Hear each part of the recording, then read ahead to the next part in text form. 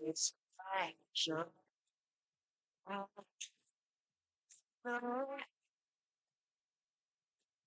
Sure, I tried, I tried, I tried, I tried.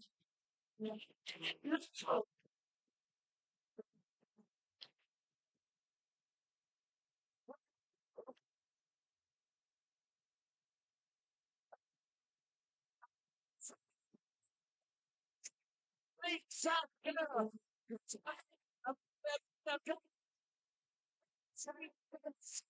I'm out. Let's take something. So,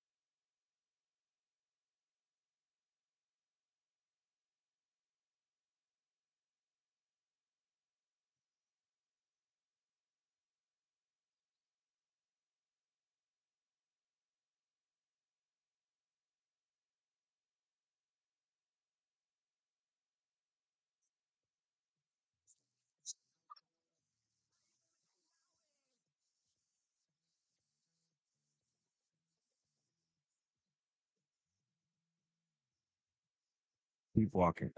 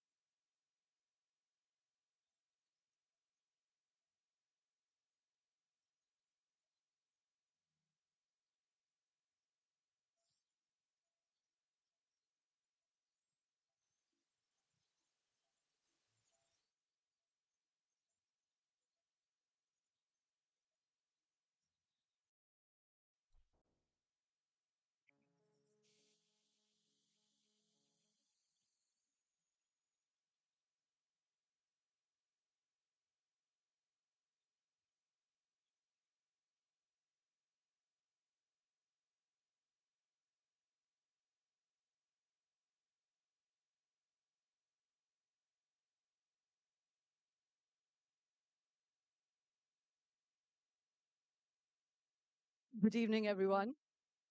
It's absolutely wonderful to have you here. I'm Shoma Chaudhary. I'm the founder of Lucid Lines, a company that's passionate about ideas and the power of conversation. And today, truly, all of you epitomize that power because we're here in an adversarial position for your attention, with, of course, the Prime Minister swearing in, the India Pakistan match, Formula One, and French Open. So, all of you who are here, a big applause to yourselves and thank you for being here. Thank you. Thank you so much.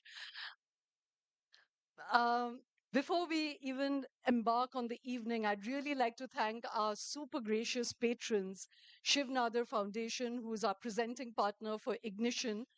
And they're really the most wonderful partners to have because Shiv Nadar Foundation has been started by Shiv Nadar himself, the founder of HCL, one of the biggest technology companies in India. But what makes it so special is that they are passionate believers again in the power of ideas. Of course, being an educational institution, they have premier colleges and schools right here in Gurgaon itself as well as in Noida and elsewhere.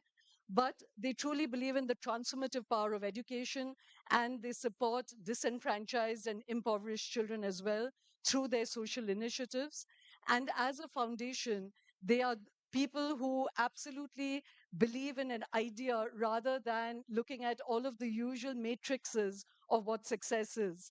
The HCL family through Kiran Nadar Foundation, as well as its other wings, also protects the habitat. They nurture art. So they're truly one of the most wonderful patrons to have, and I'd really like to give a huge applause to them. Our other partners for the evening is Lexus. Again, we're very excited and happy to have them because energy transition is the most, climate change and energy is the most crucial issue facing us. And they have a beautiful car outside which do show love. Go and have a look at it.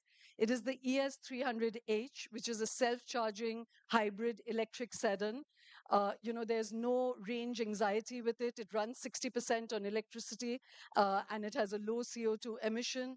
So it's really luxury with conscience, and it has wonderful interiors. It's crafted by Takumi craftsmen.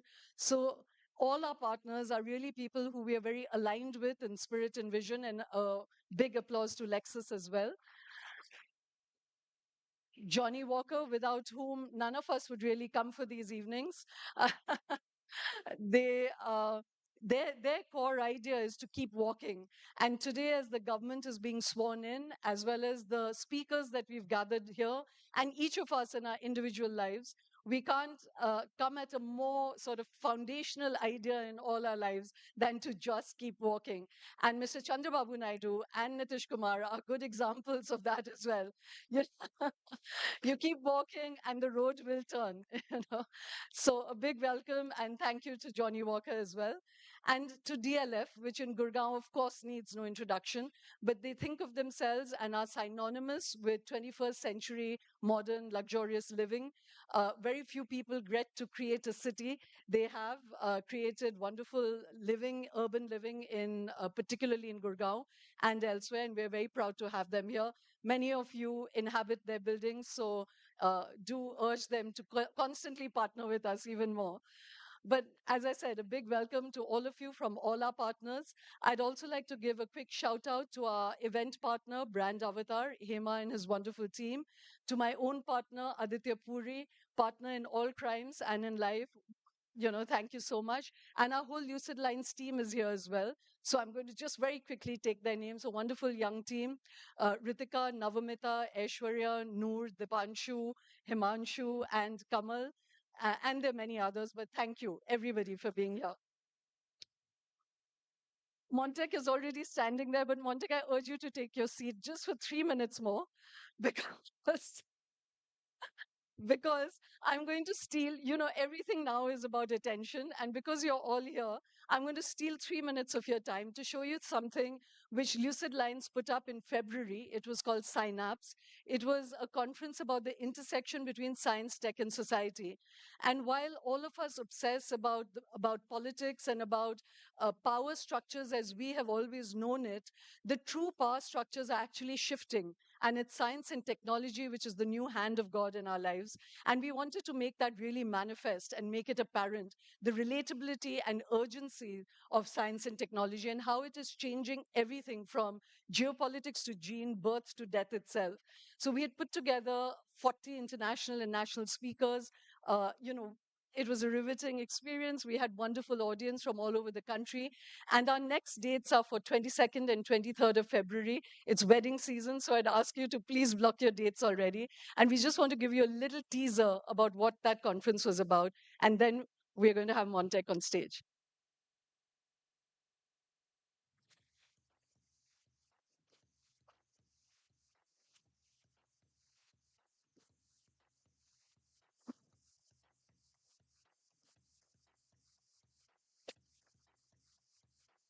I'm Shoma Chaudhary. I'm the founder of Lucid Lines.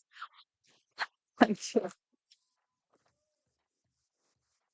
Actually, science and tech is the new hand of God that is reshaping everything. What we, at the heart of it, want to look at is the dynamic, the shifting, disturbing, exhilarating, complicated dynamic between nature, humans, and technology. The anxiety is about whether technology will change what it means to be human.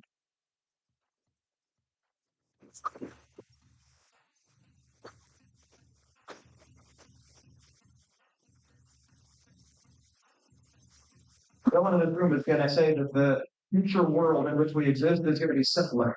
Take over the tedious and repetitive and those kind of tasks and let your focus at a higher level. It's going to be more complex. Defense machine that nobody really understands how it works. It's similar to how to train a dragon where we don't have a set playbook. How do we constrain the political power of a lot of technology companies who are responsible for generating it? So do you think this is one of the biggest tests democracies we've had?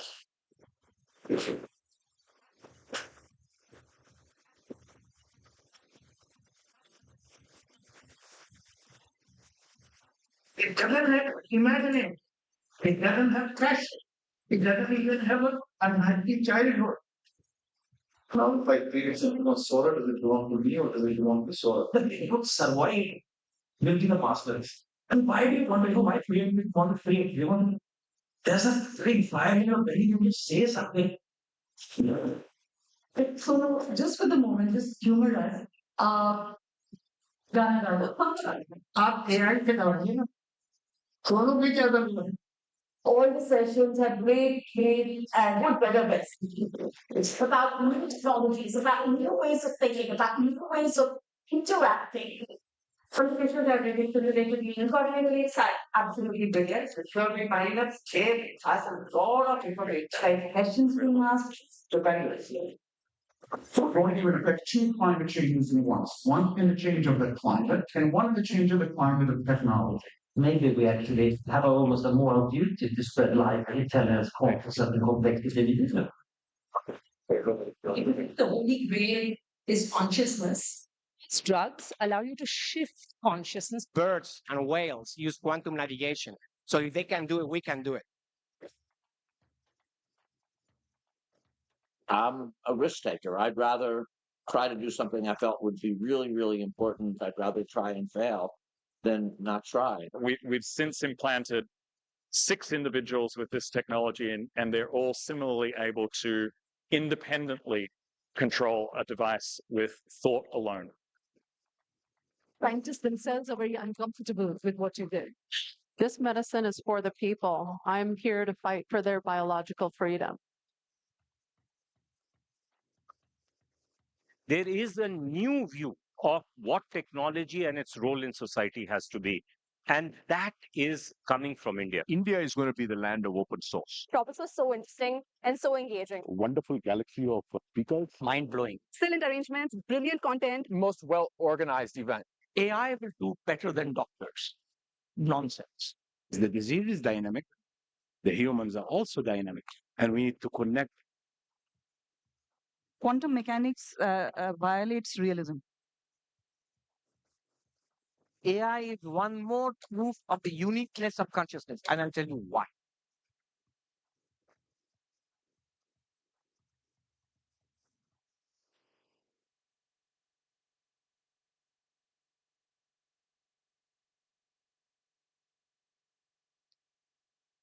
As I said, I'm sorry to take a leaf out of political playbooks, but since I had a captive audience, we wanted to show this, and I do hope all of you will block your dates for next year. And now for the heart of the evening. This elections has shown that no matter what the narrative is or how much the powerful forces create a particular construct of our reality, truth will finally prevail. And the most neglected aspect of our public lives together is what finally drove this election.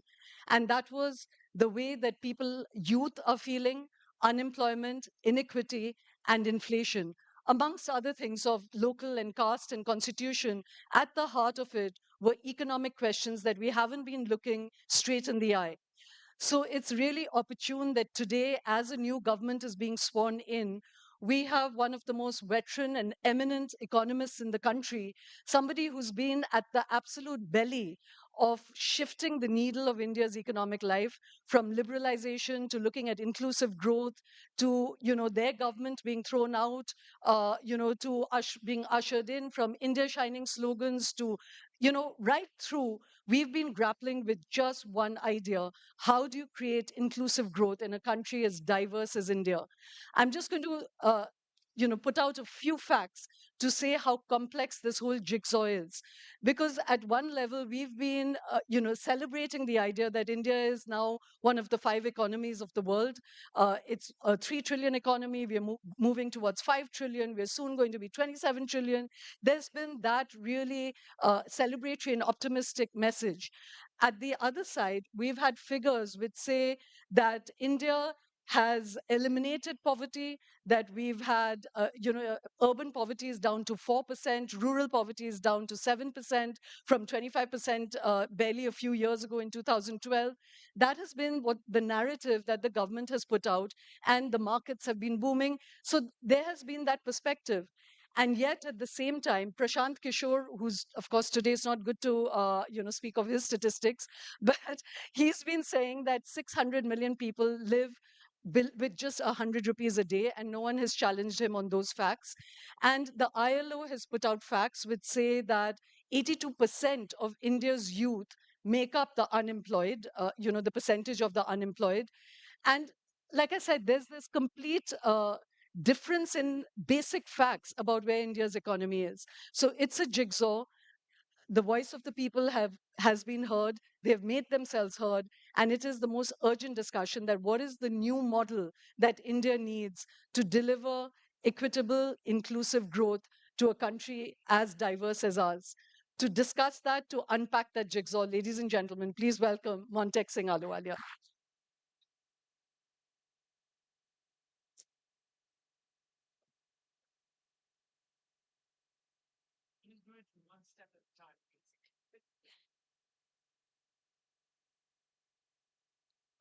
very much. Thank you. I think I'm supposed to sit here. I'm supposed to. Okay. This camera is going to catch you better. It's okay. You don't have these high-tech mics that come up this way. You have to hold this up, right? We could have given that to you, but most people like this, so we've been doing this. So, Montek, I just want to dive into the deep end of it. You know, as I said, I shared some facts. And even before we discuss how to deal with the economy and all the issues, there's not even a baseline agreement between different political parties, policymakers, even economists over the basic facts of the Indian economic landscape. If you hear Raghuram Rajan, then our GDP is at 6%.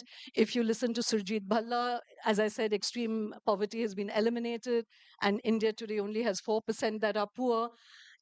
Even before we enter, tell me, how do you handle this particular problem? Well, that's a tough challenge.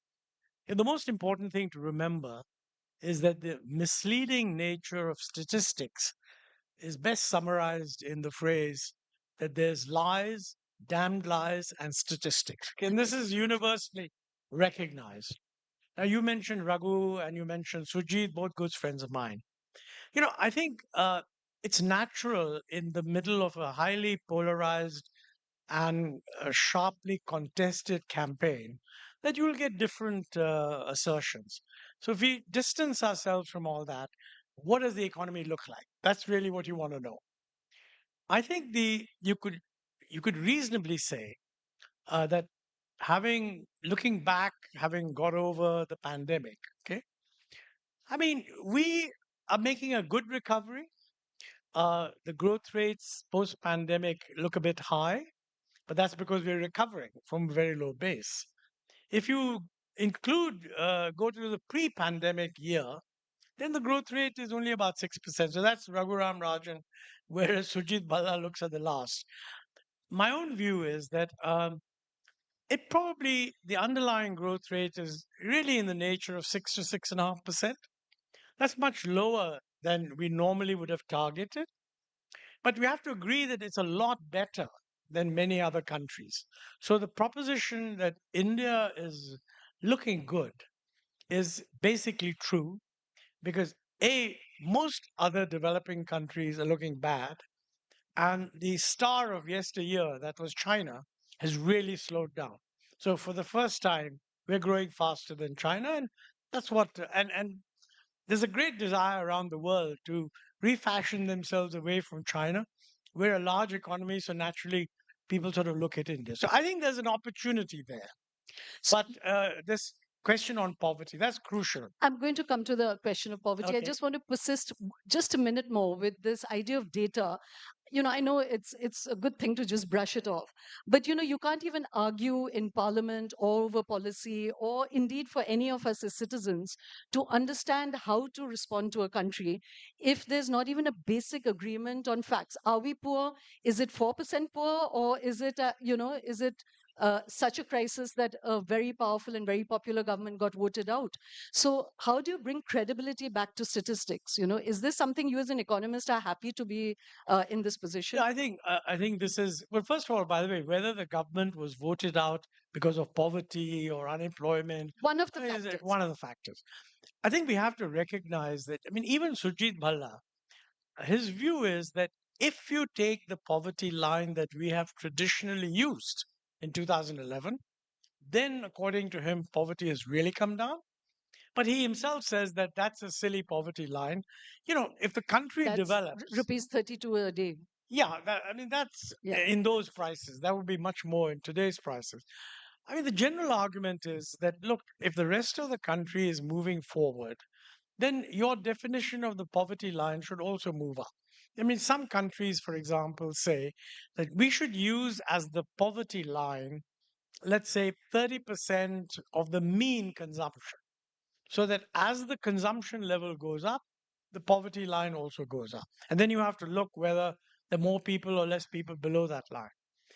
My feeling is that what has happened is, this is not just in India, they've moved away from the one dimensional poverty line, which is just consumption, into things like deprivation and various other dimensions.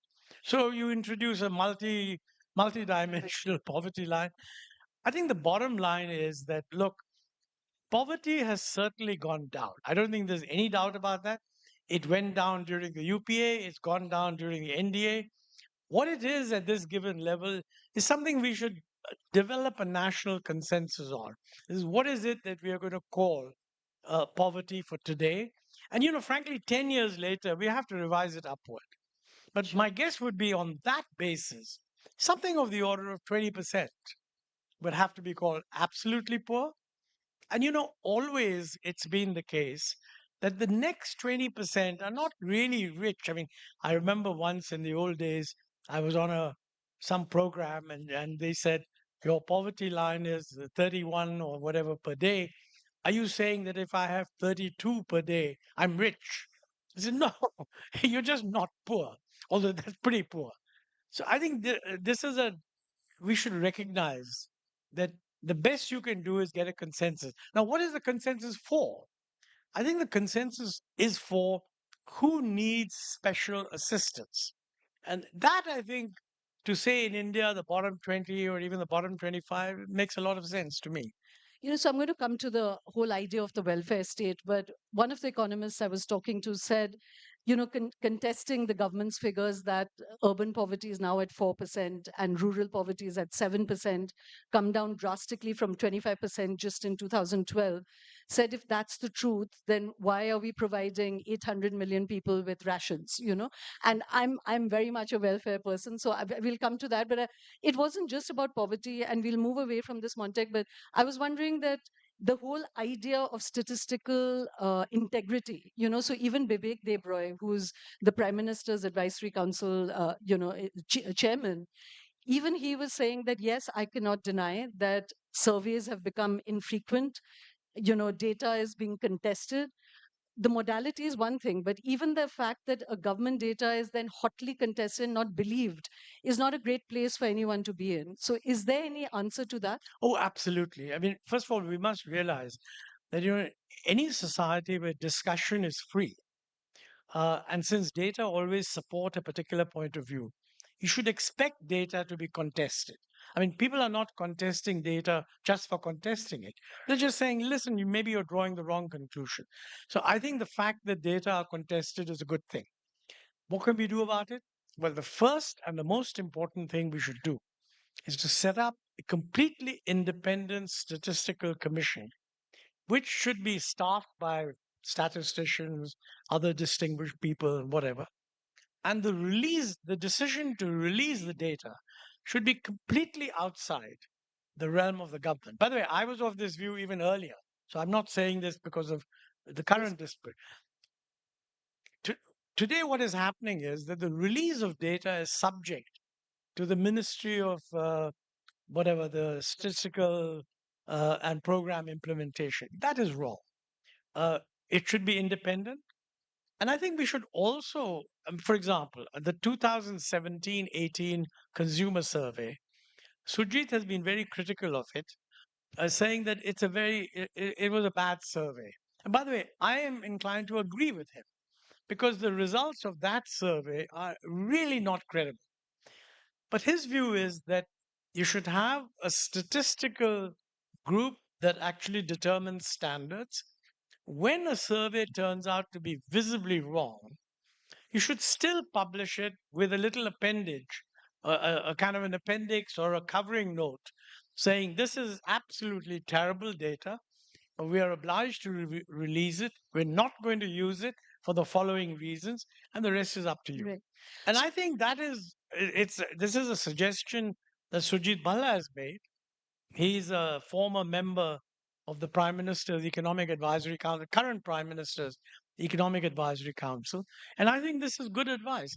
Let me say that as we become a more important country, hoping to attract investment, as our positive story is sold by us and the government and all the business guys, etc., I mean, they would be hugely helped if people could answer the question, is the quality of Indian statistics good?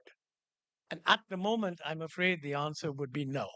Right. So it is a national objective to put the quality of Indian statistics at a very high level, although it will still be subject to To the usual contest, criticism. yes, but not like this, where nobody Yes. at all believes anything that anyone else says. You Yeah. know, just one quick, very quickly, the government has also been pushing back on a lot of international organizations. The International Labour Organization put out a report. The government actually hauled them up on it. And whenever there's been, if it's negative criticism of the government, then there's this sense that the international organizations are out to, damage India's reputation, or that it's a colonial mindset.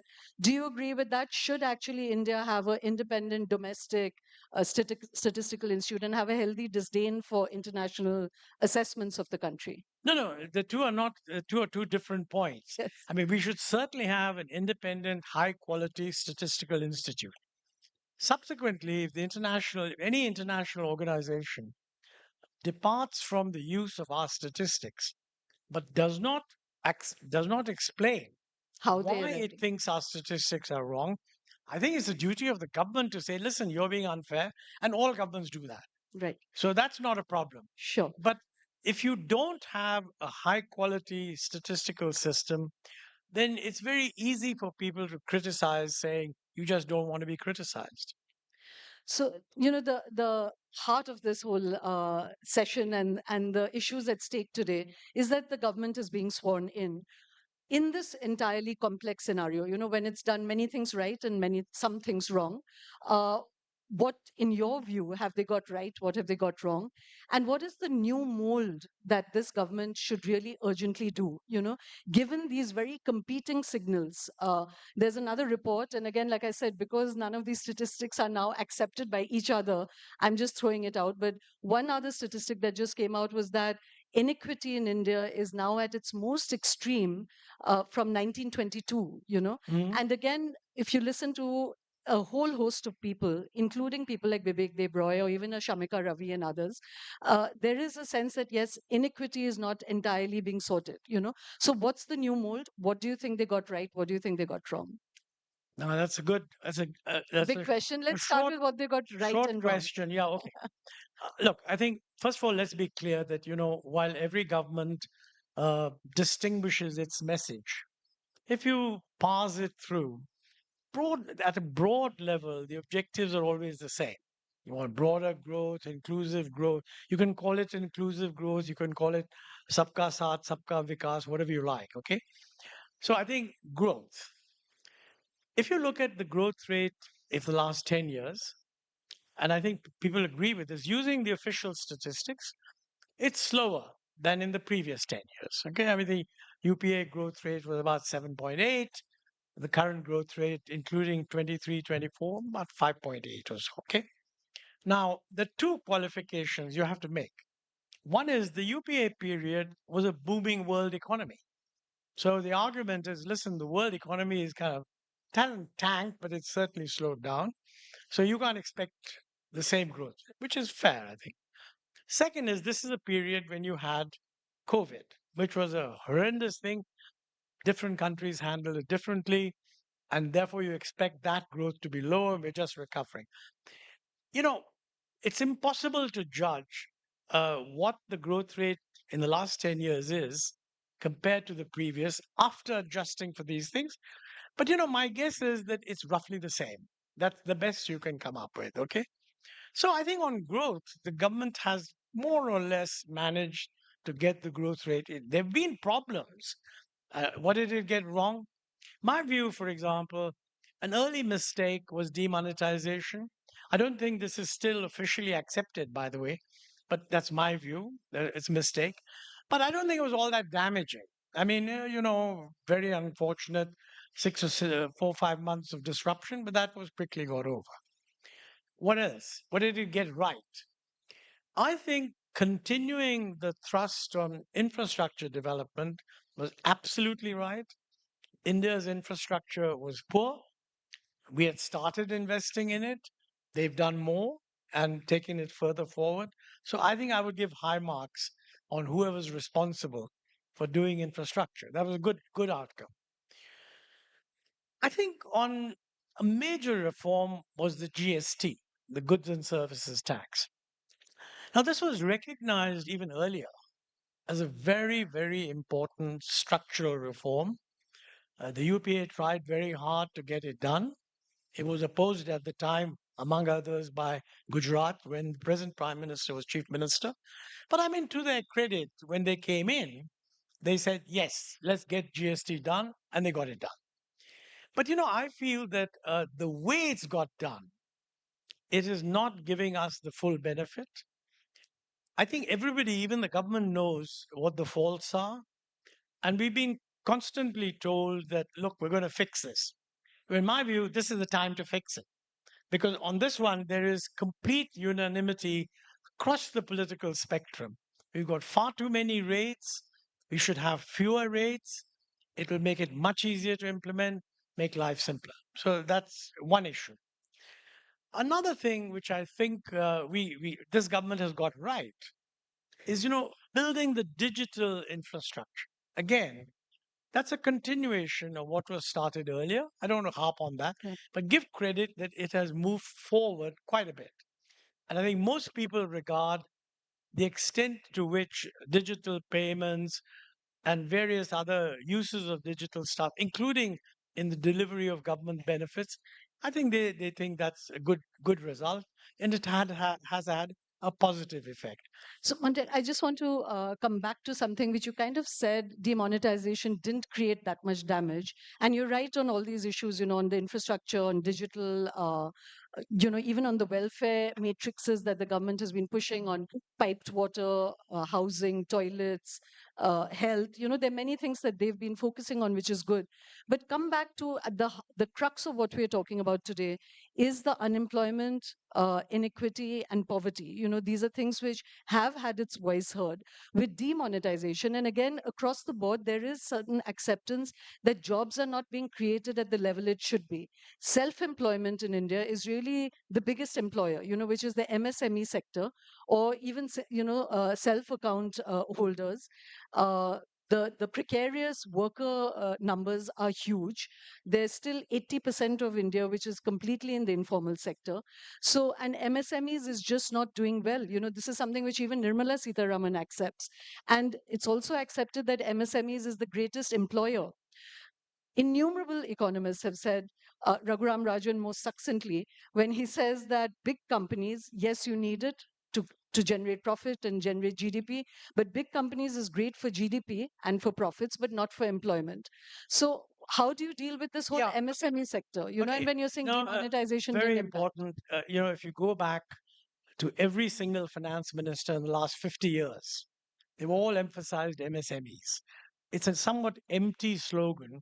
The real question is, if you want to help MSMEs, what do you do? Because I think everybody agrees we want to help MSMEs. This is where I'm coming back to the last point I was going to make, where I think the government has got it wrong. And that is, I think we've reversed our trade policy. I don't want to go into it too much, but since 1991, through successive governments, including the Vajpayee government, we lowered customs duties. The logic of lowering those customs duties was that high customs duties make Indian industry inefficient, and they especially make the medium sized industries inefficient because they bear the brunt of the high cost of production that is caused by high import duties. Okay. Now, this is where my view would be sorry, let me step back. Some people think that the MSMEs are hurt because we are following an open policy. We were following. And that's why we should reverse this, which we did from 2017. And this is not just me. I mean, Arvind Panagria, who was the head of Niti Aayog, and he's now chairman of the Finance Commission, he has gone on record as saying this is the wrong thing to do. Increasing protection is bad for Indian industry, and I think it's bad for Indian medium industry. Now, I don't think people agree with that. And if you talk to people in the medium, we haven't persuaded the middle and small, medium, micro, MSMEs, micro, small, and medium. Frankly, it is true that, 80%, etc., of the employment and so on. The fact of the matter is, we have too many people employed in what is called micro industry. That is actually a sign of the weakness of Indian industry. If we were to structurally change and become effectively a more modern economy, it's the medium industry that should expand, occupying the space of what is currently being occupied by micro industry. You know, when the GST came in, this was an issue. They said formalization. Formalization really means that those small scale industries that can comply with the GST will do better than the little ones that can't. But you know, if you do an analysis of India versus the whole world, we just have too many people in small industries which do not have much of a chance of becoming productive. Now that's a nasty, it will be if you have some small, if you, I don't think you have micro industry representatives here, but if you did, they would object to that. And I think we should discuss this. But Montek, there again, I think sometimes, and especially not being an economist, maybe I hear it with a layman's ear, that people say, oh, there are too many people in agriculture. There's too many people in micro and Yeah, medium. that's true. But big industries are not really employing people. Yes, that's You've also had jobless growth in all these years. So it's a massive conundrum, and right now it's a fascinating statistic. And again, it's a contested one, but that graduates are a huge percentage of the unemployed. So you have unemployability and unemployed. You have underemployment. You have all of this, but like you're just saying it that MSMEs are too big an employer, agriculture too big an employer. But what are you going to do? What no, is no. the new construct? I'm not saying they're too big. I'm just saying the You're saying too limited. many people in this sector. Not in the small and medium, but in the micro. Look, internationally, micro is a place where you start. You come in micro and you run a system in which if you can't become small and medium, you die out.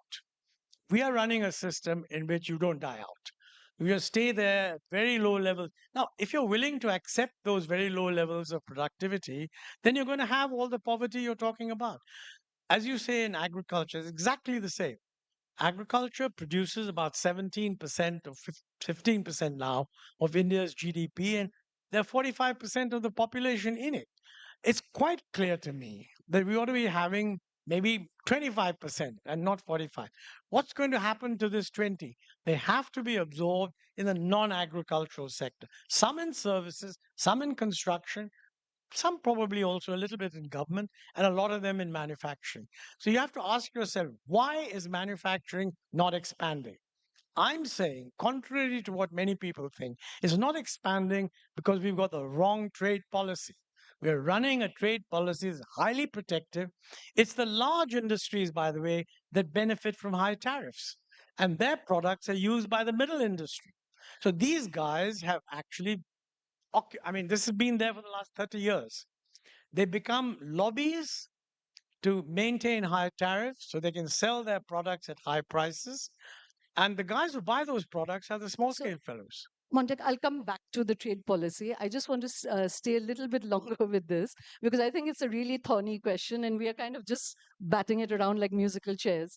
When you were in government and you were the head of the planning commission and in a very influential position. And I don't know if you recall, in a previous interview that I did with you, I was asking you to rate the UPA government on several matrices. And you'd given Mr. Manmohan's government a very high 7 or 8% on growth, which was universally accepted.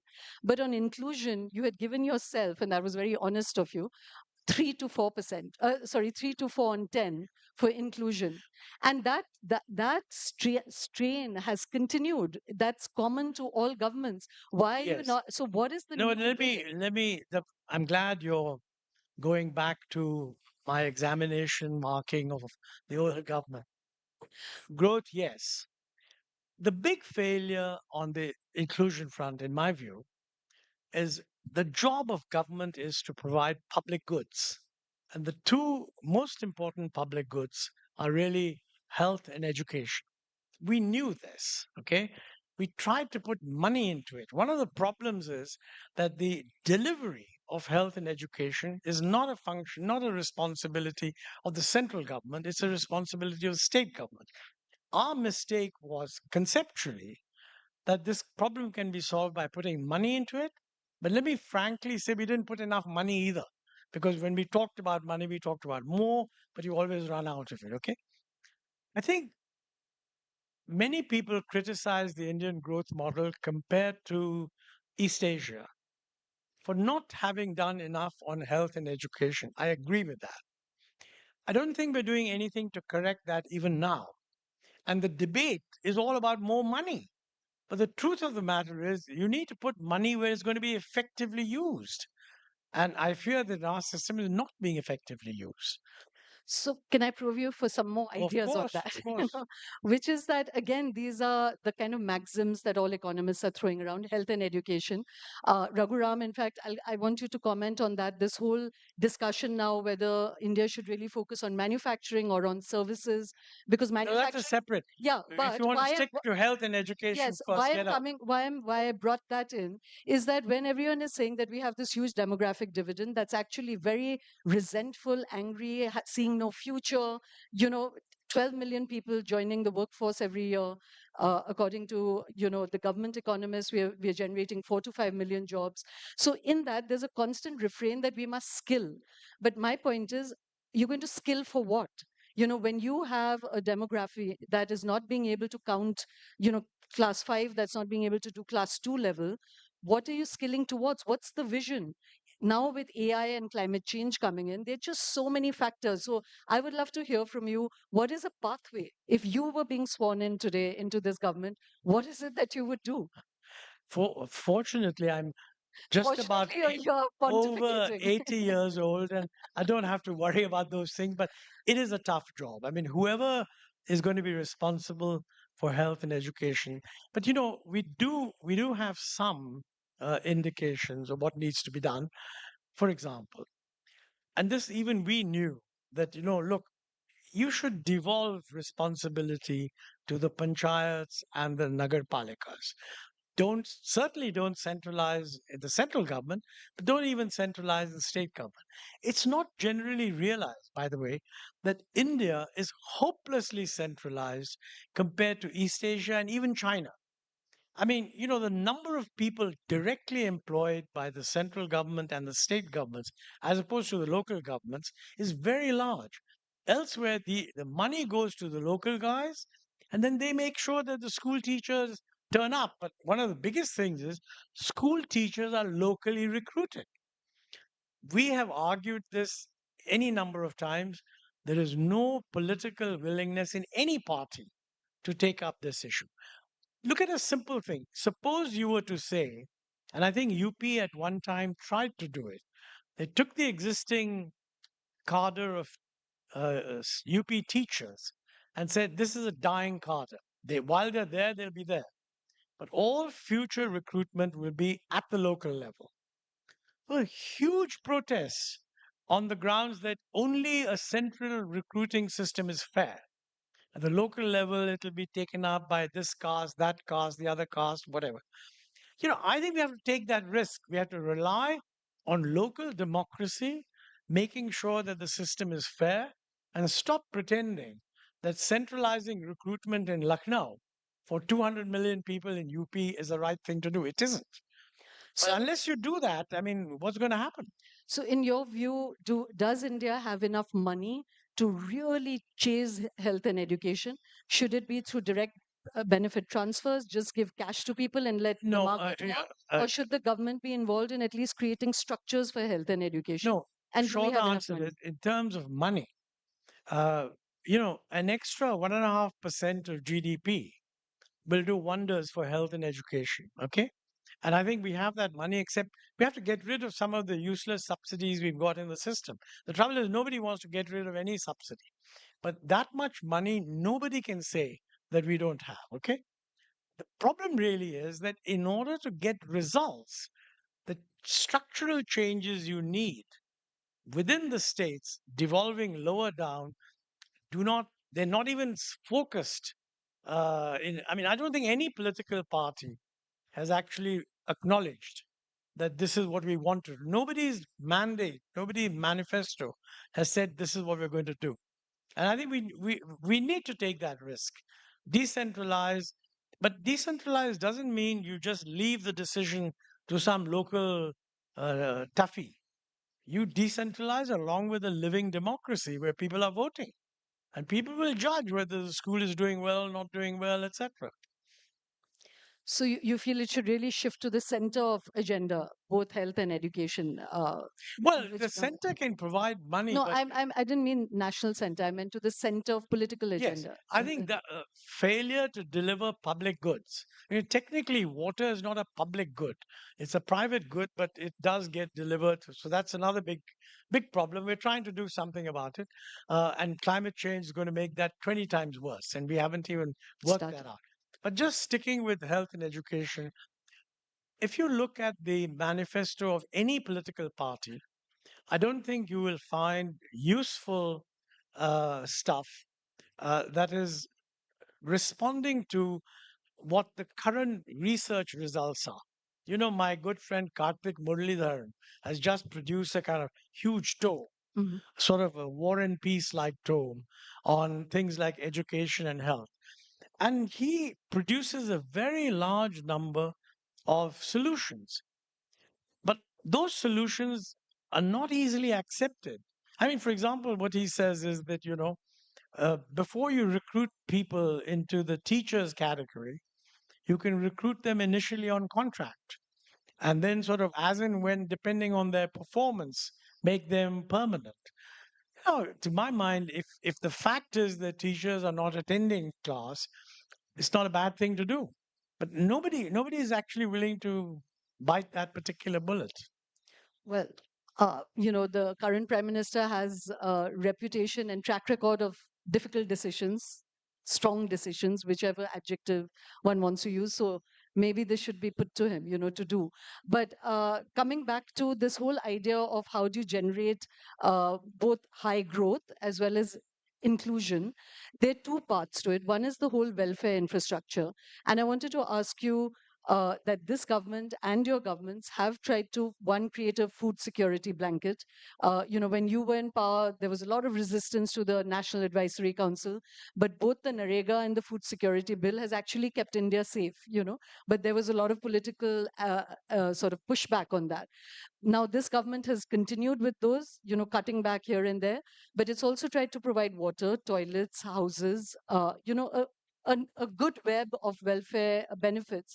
But that is clearly not satisfying people enough because there's so much hunger for more. So what other paths can redistribution take when there's so much profit being generated? The RBI has just given 2 lakh 11 crore extra to the government. So, the economy in some sectors is doing really well, but how do you redistribute it? No, I think this is the issue of inclusion is quite important. I mean, remember, a 6% growth rate is not going to generate much employment.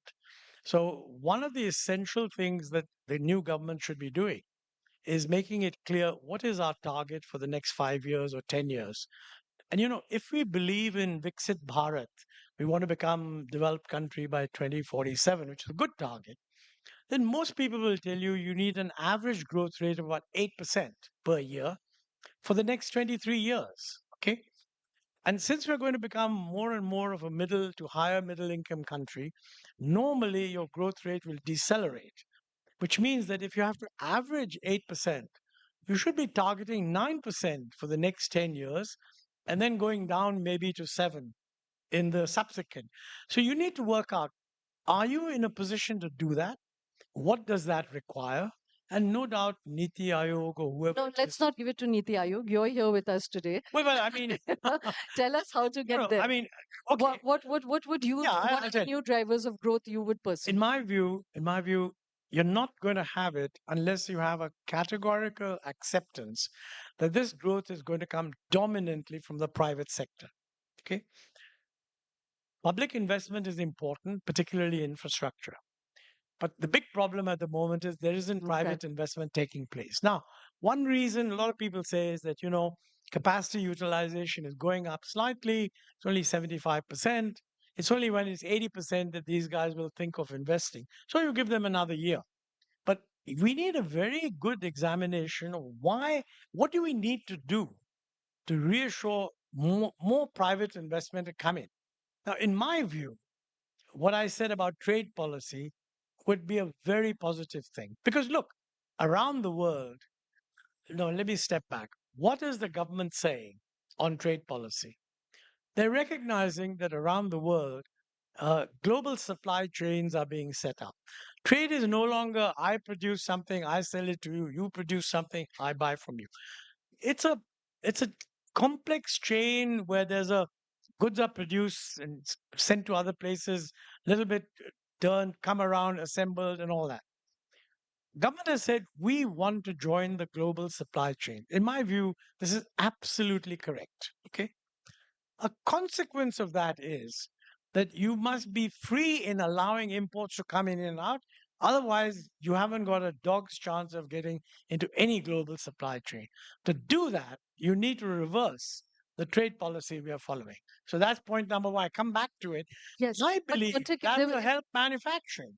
Look, but if there were other economists sitting here, they would challenge you on that of to say course, that many other countries, starting with the developed countries, are putting up protections for their own economies, and this government has been following Atmanirbhar. Again, like you said, whatever label you give it, it seems to be common understanding that as many mature markets are plateauing and flattening out, Europe and elsewhere, that actually the teeming market is here.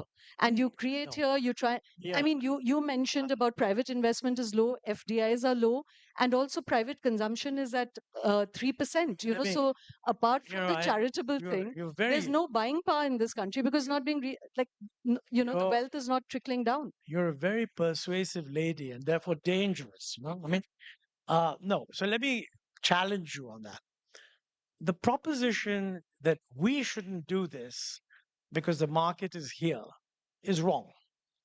The size of the Indian market is 2.5% of the global market. So, whatever product we are selling domestically, if we don't target it for the global market, we are losing huge opportunities. Now, we can say the West is becoming protectionist. That's true for things like high end chips, high technology. They're not becoming protectionist on garments. And Vietnam and Bangladesh beating the hell out of us in garments. So the question is, why is India not able to do as well as Vietnam and Bangladesh in garments or shoes? So, this proposition that the West is turning inward is not true for low end products. They're not trying to protect some high end Italian shoemaker. They probably do that anyway, but by and large, those markets are open, low tariffs. You've got to be credible and be able to produce large quantities in a reliable manner. Unfortunately, we have got into niche areas. Now, we are unmistakably the best product. If you want a very fancy women's Indian wedding outfit, with zillions of pearls embroidered by hand. But we're Pearls are outdated, emeralds are in. okay, emeralds, whatever. We that is a tiny market. The real market is all the rubbish that you see in the big department stores. And then, whenever I go there, I see Bangladesh, I see Indonesia, I don't see India. Mind you, I see more India than in 1991, but far less than we should be if we have the capacities we do. So the first point is it's wrong to think that we should follow the world. And let me say, if you look at the Americans are being a bit foolish because they're too much, which is not high tech. I mean, for example, steel. It's quite silly to be putting duties on Canadian steel. I mean, what security objective is there? But their real concern, they're scared of China because China has gone and said openly that we're going to challenge you technologically, militarily, economically, and even as a model for the rest of the world. So naturally, they step back, and their view is that these guys are not original sources of technology. They take our technology and sort of, as the Americans would put it, steal it. Okay, so they're putting barriers, and they will have it will cost them something, but they're rich enough. They're not doing this in order to just protect. They're doing it in order to keep China out. Now, we have a potential advantage here because they're not trying to keep India out. But, it's wrong for us to think that where else will they go? And I hear a lot of people saying that. The fact is, there are many, many countries that are willing to provide an environment where if you want to reroute your supply chains from China, you can go there. We need to do the same thing. Now, I think the government seems to have the right approach. But the bottom line, what I'm saying is, if we don't open up our trade policy, it's not going to work. And secondly, and this is another point, you hear a lot of talks about FTAs. We're trying to sign FTAs all over the place. We haven't signed any serious ones yet. And the problem always is that today, if you want to sign an FTA, those guys want agreement on what, not just on tariffs, but the underlying standards. We have historically taken the view that this is not the job of trade policy. But I think we can't get away from that. And we should be willing to sort of say, okay, as far as exports are concerned, we are going to meet these standards. This requires a strategic rethink, and I hope that the new government will focus on it. Because, if we were willing to do this, then the EU FTA and the UK FTA will come through relatively easily. Otherwise, I find that there's too much focus on just giving visas to Indians, which is good, but that's not the way to develop. So we're going to run out of time. So I just want to ask 2 or 3 very quick questions. Okay. One is that there's been this argument again between, say, Raghuram Rajan and the government and Nirmala Sitharaman about the model and path to growth. Raghuram Rajan has been saying that manufacturing is not it. It's an old-fashioned idea, and you have to break that mold and focus on services. And he says because there's climate change, because markets are plateauing out, etc., and because services is really where our demographic dividend can really kick in. Where do you stand on this argument? Good. I don't agree with Raghu. I should send him an email saying, I have dared to disagree with you. He's a good friend. I don't agree with Raghu that we shouldn't bother about manufacturing. He's absolutely right that our comparative advantage is in services. And that's evident from the fact that God knows how many global capability centers have been set up in Bangalore, employing high-end engineers in companies like NVIDIA and all the top guys, okay? But the fact is that if we are going to reduce 45% of our labor force from agriculture to, let's say, 25%, that's a 20 percentage point of the labor force that has to be absorbed elsewhere. There is no way that can be absorbed in high-end service. That has to be absorbed in manufacturing. And after all, if we are growing, our own manufacturing demand will grow, but we should not put this in an Atmanirbhar platform because we should recognize that the market for low-end manufacturers is global and it's open. And in my view, we should have joined RCEP. Yeah, so we are only 2% of world exports, so there is space to absorb, Yes. India's whatever we produce. But I just want to come back again, Montek, because we are talking in the context of the election, that how do you increase buying power in this country? So it's not just, there's the whole absolutely fundamental chivalric national idea that you cannot have 80% of your society struggling while the top 1% keeps growing. That's just not plausible. That's there. But even if you look at it selfishly, buying power has to increase for all these constructs of a demographic dividend and the next big economy to kick in. How? And that's why I want to pin you down. What are the 3 things you would do contiguously to make this happen? I've so far avoided saying anything about inequality, which you asked me to, and I think this is the time. I agree with the view that inequality has increased. All the international evidence also suggests that around the world, inequality has increased.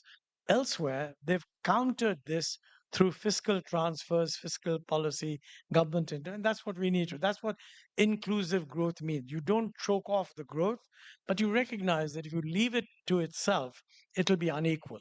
And things like AI, etc., will only increase that inequality unless we do something about it. Okay, so that's what we need to do.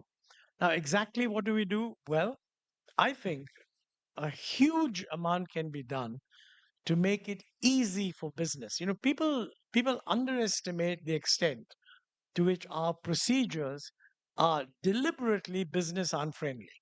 I don't mean by this government, central government alone. Central government has done quite a bit of cleaning up.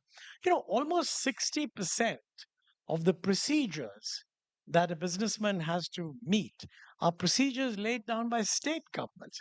And it's a real problem that our intellectuals are not doing enough of a job to educate state governments that look, whatever you want to say to the center, by all means, say it, and they do have legitimate ground. But for God's sake, get your own procedures fixed. I mean, the number of things which involve criminal penalty, things that are trivial. And a criminal penalty is a way of blackmailing businessmen. That, if you don't do this, I'll stick a criminal charge on you. This should be just cleaned up. And quite frankly, I don't see why the central government doesn't commission for each state, commission a group of people to make a recommendation. So I Basically change all this and then see which state does it. So I'm going to have to let you off easy, Montek. You haven't given us a mandate to Xanadu, which is what you were supposed to do. Like, tell us how to get there. The top 10 things that you would do if you were Oh, becoming Prime I Minister. have. Lower Cha- customs duties. Yes. Agree to align your domestic standards with global standards. Set up an independent statistical body that will command the attention of the world. I would go further and say that, for God's sake, do a little bit more privatization. I think it's wonderful that we privatized Air India. We haven't heard any good results so far, but they tell me it's happening, and maybe it will. Increase our spend on health and No, education. that of course, yeah, but not reform the system. Okay, I think, for example, railways is expanding quite well. We could privatize Concor. And if you want to improve logistics in this country, you want the private sector to get into the logistic business of using hopefully electric vehicles to collect goods, take them to a railway station, send them across the country by rail, pick them up and deliver them. You will not get as much private investment in logistics as long as Concor, which is owned by the government, is also operating. So, to give them a level playing field, just privatize it. It's completely consistent with what the government has said before, but it's not being done. Now, we are modernizing a large number of railway stations. I would suggest 10 of them should be left to be modernized by the private sector. If nothing else, it'll tell us whether they do a better. That's a lot of things. So which when you could be say done. the private sector, are you comfortable with the kind of absolute centralization of the private sector that's been happening on these big projects? Let's put it. When you say centralization, you just don't like big. So you decide. I mean, if you want to rule out some categories and open up, that's fine. You can do that. But let's be clear. We cannot expect to become a major country and just have a lot of MSMEs all over the place. I mean, some Indian companies are going to become large. I mean, you have that in the information technology sector. You have companies like L&T, Mahindra and Mahindra, etc., etc. So I think you don't want to create a notion that these lot don't have anything to contribute. No, they I do. think they Of do. course. I would say a major thing. I'm putting it down just for you to, in 2015, shortly after NDA 1, Modi 1.0 came on the stream, PJ Nayak had been asked to make a set of recommendations on banking reform. Now, recognizing that privatizing banks, public sector banks, will run into huge opposition. I mean, it shouldn't, but it will. The alternative, and this should be done, this can be done by fiat tomorrow. Eliminate dual control on public sector banks by RBI and the finance ministry. Let public sector banks be controlled only by RBI. That way, RBI will use the same criteria that they do on private sector banks, on public sector banks. Finance ministry has no role in this whatsoever. Now, it's interesting. This was actually recommended way back in 1991. If that had happened, electoral bonds may never have been born. No, not necessarily, by the way. That's a policy decision. It wouldn't have been born if RBI had opposed it. But if RBI didn't oppose it, they would have been. That's a separate. See, what I'm saying is that today, if you were running a public sector bank and you ran it badly, and the profession thought you were running it badly, but the finance ministry thought it was all right, RBI cannot remove you. In the case of private sector banks, they can. They should, in my view, have exactly the same power. And the other side of that coin is get the babus out of it. Now, that's 11 points I've given you. So all you have to do is get them done. You know? To get it done. Yeah. On Okay. On that note, we're going to have to end here. You know, we're going to go straight into Tapsi's session because some of you may still want to catch the tail end of the game. But I hope you're staying, Montek, because I'm sure a lot of people will want to ask you that what should this particular audience look towards, you know, where the new opportunities really opening up. We didn't talk about the markets. Very interesting fact is that a lot of retail investors now are coming from tier 2 cities. And, you know, there's another booming, brimming entrepreneurial energy. We didn't get to talk of all of that because employment inequity are the really big issues here. Thank you so much for taking my questions and for giving us. Thank you.